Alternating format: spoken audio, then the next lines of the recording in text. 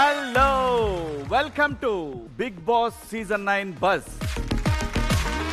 ఈ సీజన్ లో హౌస్ లోకి ఫస్ట్ హౌస్ మేట్ గా ఎంట్రీ ఇచ్చింది. లాస్ట్ వరకు హౌస్ లో ఆడింది పాడింది. గెలుపుకి ఒకే ఒక్క అడుగు దూరంలో ఉన్నా ఏమీ కుంగిపోలేదు, తగ్గలేదు. నేను ప్రేక్షకుల హృదయాలను గెలుచుకున్నాను, కప్ అనేది నాకు మ్యాటరే కాదు అని చెప్పి అందరి ముందుకు వచ్చింది the lady tiger. Let's welcome Tanuja.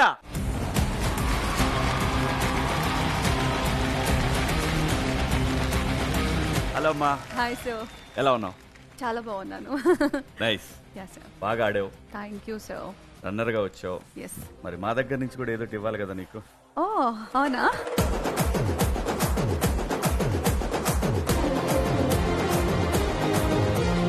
నువ్వు ఒక టఫ్ గేమర్ వి. చాలా బాగా ఆడావు కాబట్టి. Thank you sir. ఓ శివంగివని ప్రూవ్ చేసుకున్నావు కాబట్టి lady tiger. Thank you so much sir. Thank you. Tanuja. Thank you sir. ఇది నీకేనమ్మా. Thank you sir. Please sit down.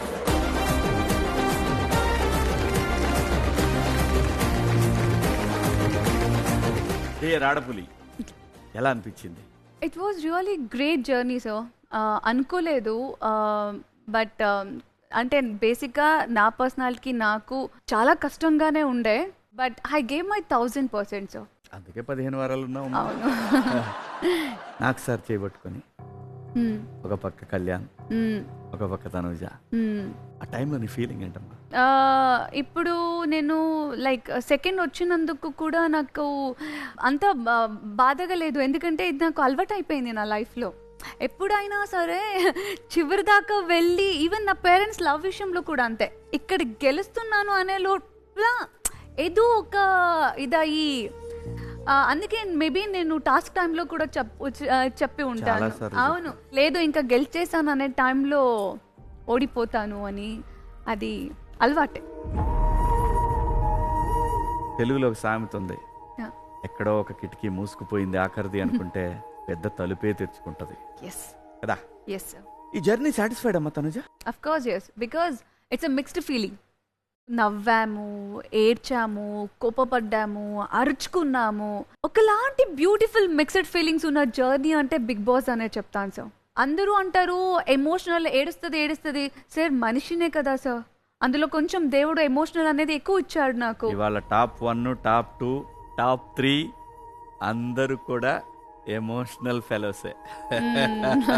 Emotion లేకపోతే అసలు రాలేవు ఇంత దూరం. కరెక్ట్. లైఫ్ నేర్పిస్తా ఉంది అంటే మేబీ టెస్ట్ చేస్తుందేమో లైఫ్ నిన్ను. ఎంతలా పోరాడుతుంది, ఎక్కడ దాకా ఇది వస్తుంది, నేను ఎంత గివ్ అప్ ఇస్తుందా అనే పేషెన్సీ కోసం వెయిట్ చేస్తుందేమో. డోంట్ గివ్ అప్ మా. No sir, I never. సరే, తనుజకి ఆల్వేస్ నేను లాస్ట్ దాకా వచ్చి నేను వెనకపడతాను అనే ఫీలింగ్ ఉన్నప్పుడు మా తనుజ 20 లక్షలు తీసుకొని ఉండాల్సిందేమో.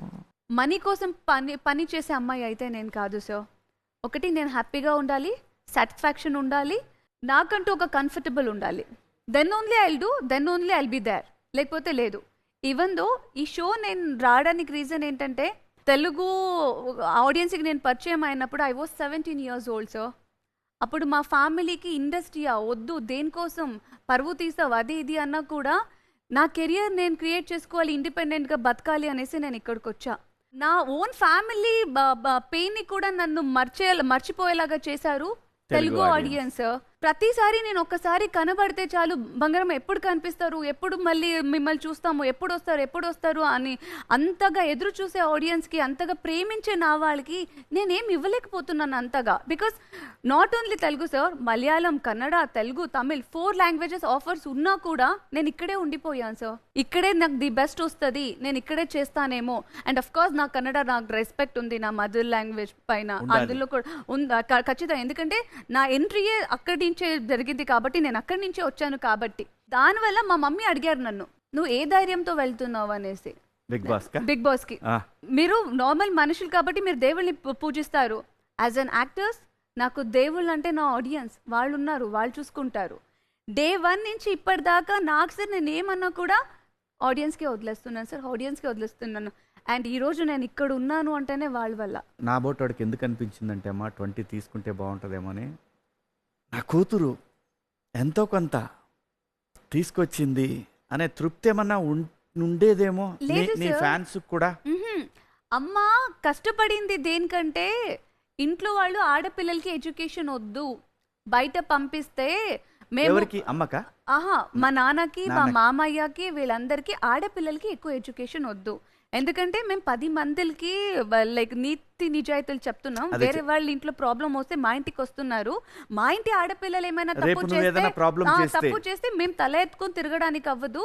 అంతొద్దు, ఎంతవరకు అవుతుందో అంతవరకు చదివించి, లేకపోతే చదివే వద్దు, ఒక ఏజ్ వచ్చాక పెళ్లి చేసి పంపించేద్దాం అని అంటే only for the education wise నా పిల్లలు చదవాలి, పిల్లలు చదువుకొని వాళ్ళ డ్రీమ్స్ వాళ్ళు కట్టుకోవాలి అనే విషయానికి అమ్మ స్టెప్ తీసుకున్నారే తప్ప మనది జాయింట్ ఫ్యామిలీ. అమ్మ, నాన్న, మామ, అత్త, అమ్మమ్మ మేమంతా కలిసే ఉంటాము. గుడ్. అండ్ మా మమ్మీయే చెప్పారు కదా, డబ్బుల కోసం కాదు నువ్వు వెళ్ళింది, కావాల్సింది కప్పు, డబ్బులు ఎవరికి కావాలి. ఫ్యామిలీ రోడ్లో నా సిస్టర్ వచ్చినప్పుడు కూడా నాకు అదే చెప్పింది. ఇప్పుడు కూడా నాకు 20 lakhs అంటే నాకు కావాల్సింది టైటిల్. నేను దానికోసం నా వల్ల అవ్వలేదు, నా వల్ల కావట్లేదు అనేది కూడా నేను పక్కన పెట్టి నేను ఆడా. And I'm happy for that. ఎందుకంటే నేను ఎప్పుడు కోరుకున్నట్టే మే ద బెస్ట్ విన్ అన్నట్టుగా అన్నింటినీ మనం హ్యాపీగానే రిసీవ్ చేసుకోవాలి కదా. సో ఆడియన్స్ అంటే రెస్పెక్ట్ ఉంది నీకు బాగా. అవును. డెఫినెట్గా అందులో నాకైతే ఎటువంటి సందేహం లేదు. కానీ ఒక విషయంలో ఆడియన్స్కో డౌట్ ఉంది. ఓకే. తనుజకి నచ్చినప్పుడేమో నాన్న అంటది, నచ్చినప్పుడేమో భరణి సార్ అంటది. ఎందుకు? లైక్ జర్నీ స్టార్ట్ అయిన కొద్దీ నాకు ఒక పేరు వచ్చింది, దట్ బాండింగ్ తోనే ఉంటుంది, బాండింగ్ తోనే గెలుస్తుంది, ఒక బాండింగ్ ని గ్రూప్ చేసేసుకుంది, సో లైక్ దానివల్లే ఉండిపోతుంది అనేసి. ఇప్పుడు నేను అక్కడికి వెళ్ళింది గెలవడానికి, నా గేమ్ నేను ఆడడానికి. నాలో ఎంత ప్రేమ ఉన్నా, నాలో ఎంత రెస్పెక్ట్ ఉన్నా, ఇప్పుడు నేను అది పక్కన పెడితేనే నన్ను ఆడగలుగుతా. లేదు అని అంటే ఒకవేళ నేను అదే కంటిన్యూ చేసుకుని నేను ఎంత కష్టపడి ఆడినా కూడా ఓ వాళ్ళ నాన్న ఆ బాండింగ్తో గెలిచింది, ఓ అది ఆ పేరు వద్దు. నేను దానికోసం నేను రాలేదు. ఫన్నీగా టాస్క్ లేనప్పుడు, గేమ్ లేనప్పుడు, ఏది లేనప్పుడు నేను లైక్ హ్యాపీగానే నార్మల్గా. But once it's come to task or game, I respect him. బణి సార్ అనే ఆడాను. మీది కళ్యాణ్ బాండ్ని ఎలా డిఫైన్ చేస్తారు మీరు? తను వచ్చేసి ఫస్ట్ లైక్ కళ్యాణ్కైనా నాకైనా ఎలాంటి లైక్ ఒక జస్ట్ ఫ్రెండ్ బాండింగ్ కూడా లేదు సార్. కానీ అబ్బాయి మంచోడు. ఒకరోజు తను కూర్చొని నేను చెప్పాను సార్, చెప్పగానే ఇమీడియట్గా ఈ చేంజ్డ్. మేబీ అప్పటి నుంచో దాని ముందు నుంచో నాకు తెలియదు. నేను నైట్ కూడా మేము ముగ్గురే ఉండిపోతే నేను అదే అడిగా, నీకెందుకు నేను అంతే. వాడు పడుకోవట్లేదు. ఒక సందర్భంలో మీరు మాట కూడా అన్నారు, ఒరే నీకన్నా నేను పెద్దదానిరా. అవును సార్, ఈ 23. అంటే like it's like little flirting kind of అది అనిపించి అన్నారా?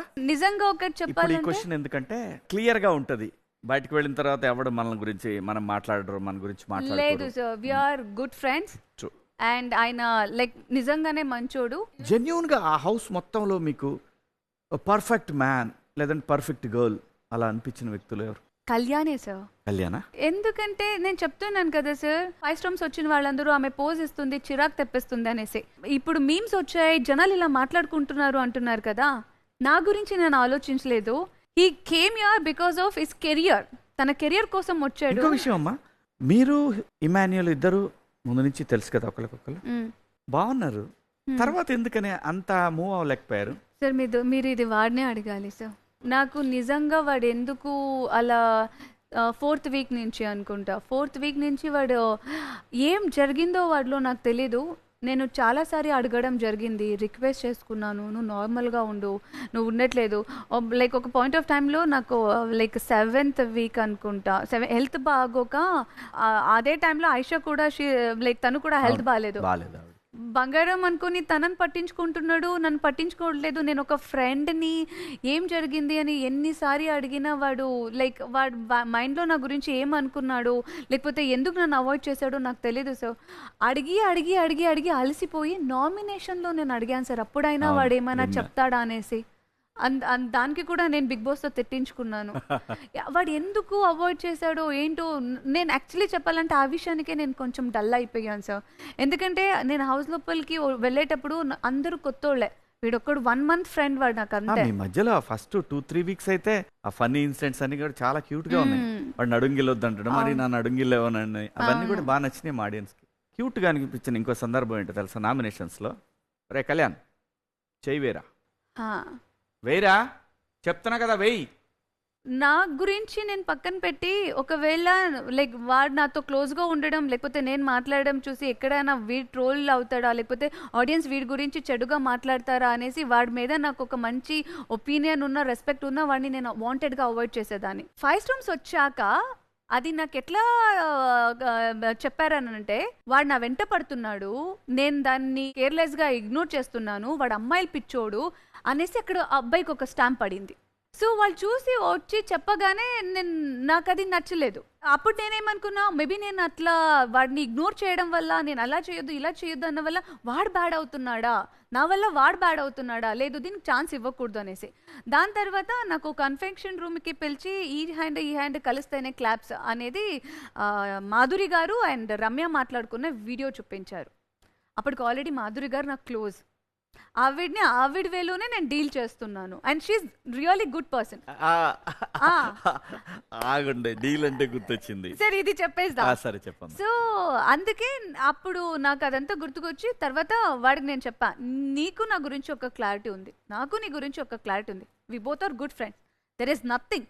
సో లైక్ అలా ఉన్నప్పుడు ఎందుకు అనేసి ఇంకా ఆ అమ్మాయి చెప్పిన మాట అమ్మాయి పిచ్చోడు అనింది. సో అదంతా నాకు కొంచెం మైండ్లో ఉండి నామినేషన్ టైంలో అది తీసి తినకి బ్యాడ్ పేరు రాకూడదు అనేసి ఇంకా నేను వెళ్ళేసి, లేదు ఇప్పటి నుంచి నువ్వు ఎలా ఉంటావో అలా ఉండు, నేను ఎలా ఉంటానో అలా ఉంటాను, ఇంకా నేను దేనికి భయపడాలనుకోవట్లేదు, బికాస్ నీ వేలో నీ క్లారిటీ ఉంది, నా వేలో నా క్లారిటీ ఉంది అనేసి ఏరా చెయ్యి ఒకసారి ప్యాంపర్ చేయండి. ఆడియన్స్ అందరు కూడా ఒకటి ఎక్స్పెక్ట్ చేశారు, తనుజాకి మాధురి గారికి గట్టిగా పడుతుంది అని. కానీ చాలా బాగా డీల్ చేసినట్టు అనిపించింది. ఆవిడ ఎన్ని అరిచినా ఎన్ని ఇది చేసినా ప్రేమతో మాట్లాడి, లేకపోతే నేను కంట్రోల్ చేసావు, నేను అరిచాను, నేను విసిగించుకున్నాను అన్ని, కానీ ఇలా కాదు. అప్పుడు దానికి కూడా ఏదో సేఫ్ గేమ్ అది ఇది లేదు. నేను ఆ మనిషిని అర్థం చేసుకున్నా, ఎందుకంటే అందరూ అరిచేస్తున్నారు, ఈవిడ కూడా అరిచేస్తుంది. రాళ్ళు కూడా ప్రేమ కరుగుతాయంటే ఇదేనమ్మా. ఆయేష టాపిక్ లోకి వెళ్దామమ్మా. Sure sir. ఎందుకు ఆయేష అంత గట్టిగా తగులుకుంది? ఎవరు నా మీద అరిచేశారు, వాళ్ళకి నచ్చినట్టు మాటలు అనేసినంత మాత్రానికి నేను వాళ్ళని హేట్ చేయను సార్. ఒక మనిషిని అర్థం చేసుకోవడానికి ఎప్పుడైనా ట్రై చేయాలి, కానీ ఆవిడ వేలోనే వెళ్ళి నువ్వు అరుస్తావా నేను అరుస్తా, నువ్వు తిడతావా నేను తిడతా అని అంటే అది కరెక్ట్ కాదు నాకు తెలిసినంత వరకు. సో అందుకోసం నేను లెటర్ ఆన్ నేను తనని అడగడం జరిగింది. ఎందుకు అలా అంటే ఆ తర్వాత తనే లైక్ ఒప్పు వేసుకుంది, ఇది నా మాట కాదు, బయట ఆడియన్స్ కూడా అలాగే అనుకుంటున్నారు, అందుకే నేను వచ్చానురా, నేను అందుకే అలా చెప్పానురా అదిరా అంటే నేను చెప్పా, నువ్వు చూస్తూనే ఉన్నావు కదా, ఇప్పుడు నీకు అర్థమైంది. గట్టిగానే చదివేసావమ్మా.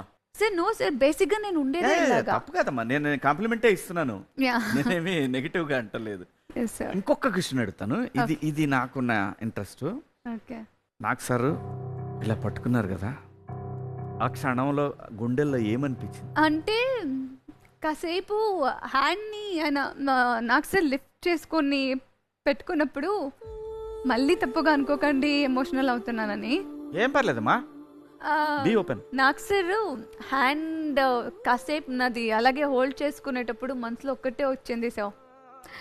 దానికి ముందు ఏంటంటే ఉన్న లైక్ 5 మెంబర్స్ టాప్ 5లో అందరు పేరెంట్స్ వచ్చి కూర్చున్నారు, అమ్మ నాన్న అమ్మ నాన్న అమ్మ నాన్న.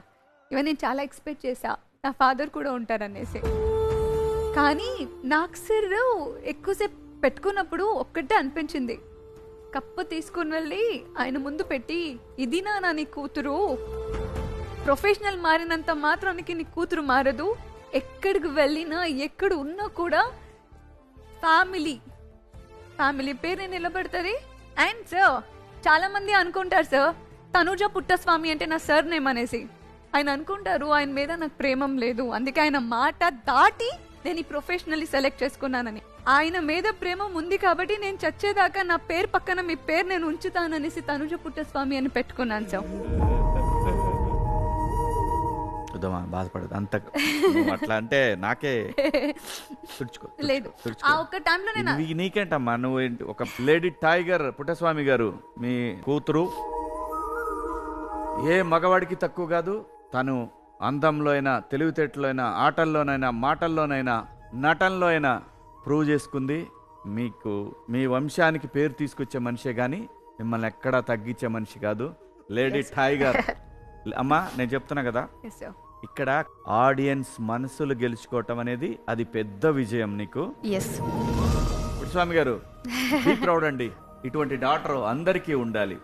So Tanuja, yes sir, we're very proud of you అమ్మా. Thank you so much. God bless you, all the best. Thank you. చాలా బాగా ఆడావు తల్లి, ఎస్ సార్, నువ్వు చాలా మందికి ఇన్స్పిరేషన్, థ్యాంక్ యూ ఇది సార్. మాత్రం నిజం. యా, అండ్ లాస్ట్ అండ్ ఫైనల్గా నేను పుట్టి పెరిగిన ఊరు నా కన్నడి గాస్ అండ్ తెలుగు ప్రజలు అండ్ ప్రతి ఒక్కరికి పేరు పేరు పేరు నా దండాలు. ఎందుకంటే ఈరోజు నేను ఇక్కడ ఉన్నాను అంటే కేవలం మీ వల్ల.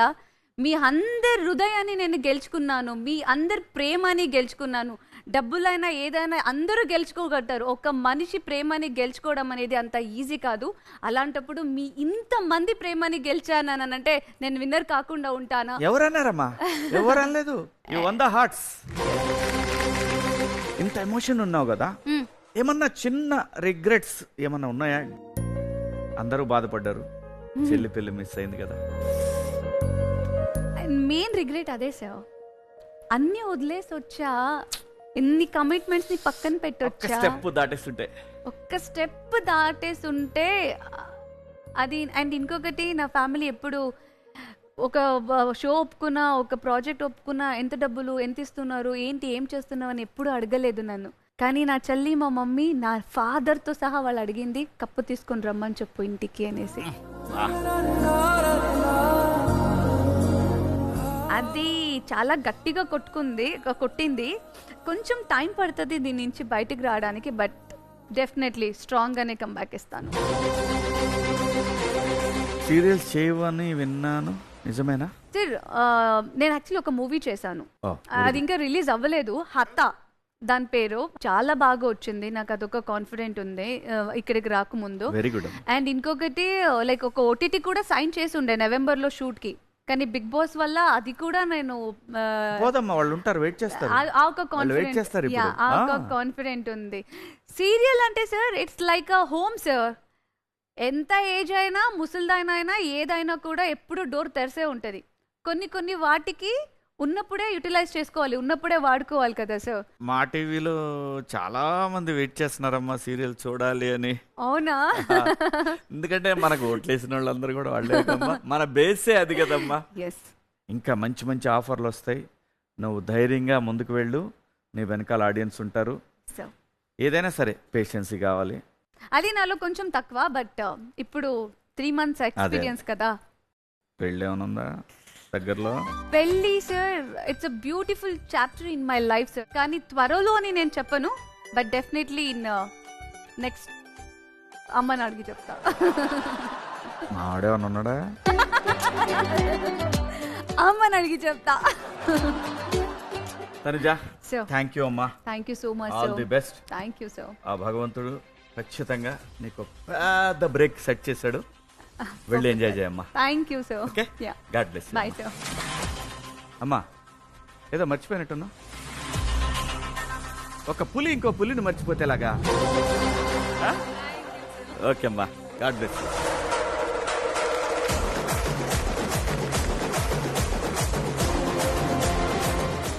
Bye Tanuja, God bless you అమ్మా.